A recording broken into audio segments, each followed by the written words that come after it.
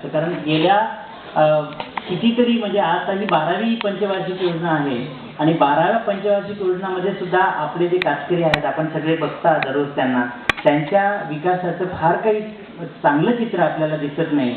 तर मग प्रश्न असा आहे की हे चित्र कसं पालटता येईल. तर ह्या संदर्भामध्ये आपण थोडाफार विचार करायला पाहिजे असं मला वाटतं.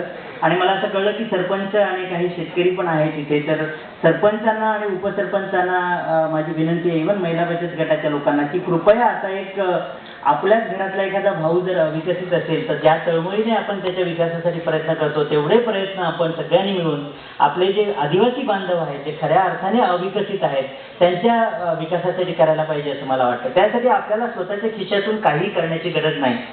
आपल्या माहितीसाठी म्हणून सांगतो की आदिवासी विकास विभागाचा स्टॉल इथे पाठच्या बाजूलाच लागलेला आहे.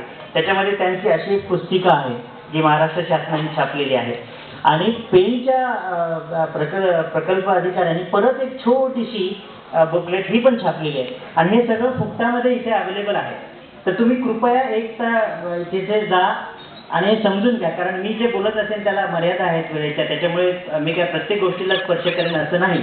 त्याच्यामुळे कृपया हे पुस्तकं आपण घ्या आणि त्याचा जास्तीत जास्त उपयोग आपल्या आदिवासी बांधवांसाठी कसा करता येईल याच्यासाठी करायला पाहिजे. पहिल्यांदा मी आपल्याला सांगतो की आपल्या महाराष्ट्रामध्ये 9% आदिवासी आहेत. 9% आदिवासी ही काही कमी छोटीशी संख्या नाही, मला असं वाटतं प्रचंड मोठी संख्या आहे.